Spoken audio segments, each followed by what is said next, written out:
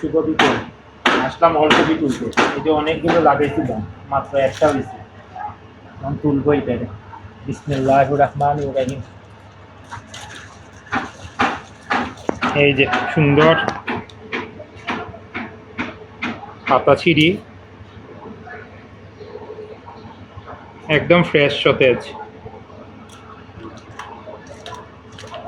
একটা দিয়ে আর কি খাইব, তাও খাওয়া যাইব, মিক্স সবজির সাথে মিশাইয়া খাওয়া যাইব। এই যে দেখেন কি সুন্দর। ওকে, ভালো থাকেন সবাই।